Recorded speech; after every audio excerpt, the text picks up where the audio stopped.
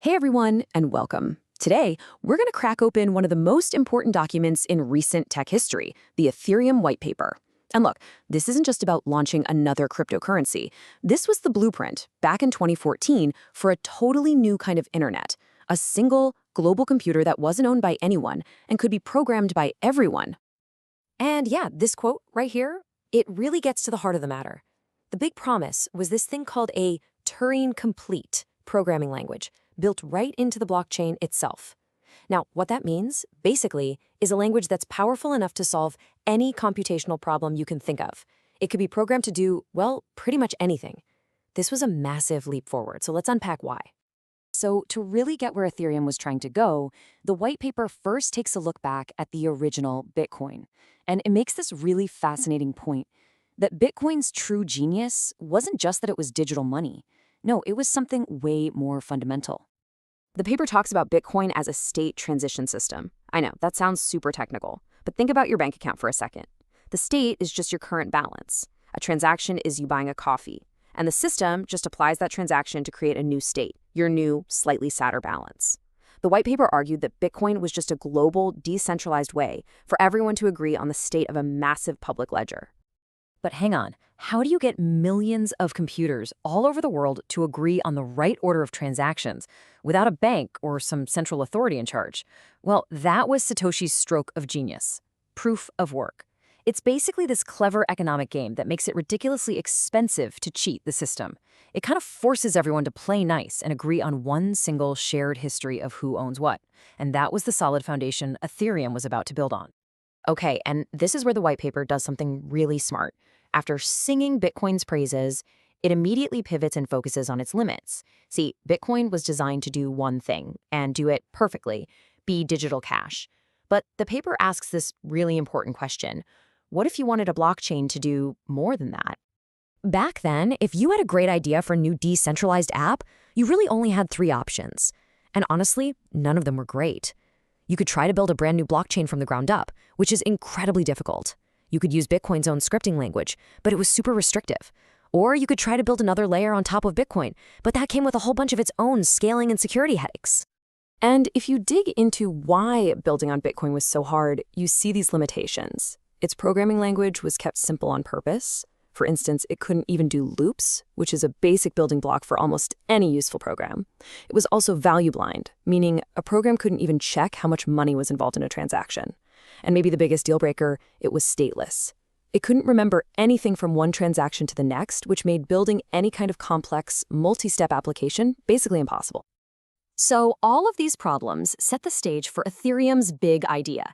Instead of just accepting these frustrating trade-offs, the white paper proposed something completely different, not just another specialized blockchain for one more specific job, but a universal one that could handle any job. The vision was for this single, ultimate, abstract foundational layer. You know, a better way to think about it is like an operating system for this new internet of value. Instead of every developer having to build their own roads and plumbing for every single new app, they could just write their program and deploy it on this one shared global computer. And the fundamental piece of this whole puzzle? It's the account. Now, unlike Bitcoin, which just tracks chunks of money, Ethereum accounts could hold a balance, sure, but they could also hold computer code and have their own private storage space. And that meant they could have a memory. They could have state. Of course, a world computer can't just run on nothing, right? It needs fuel. And for Ethereum, that fuel is Ether. Every single calculation, every time you store data, every transaction, it all costs a tiny amount of Ether to pay the people who are running the computers that make up the network.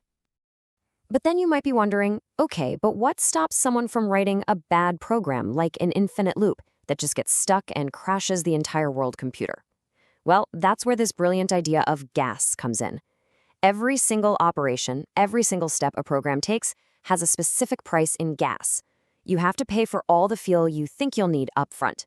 If your program runs out of gas, it just stops. Simple as that. It's a really elegant way to prevent the network from getting bogged down. Okay, so you've got these accounts, you've got Ether for fuel, and you've got gas to keep things running smoothly.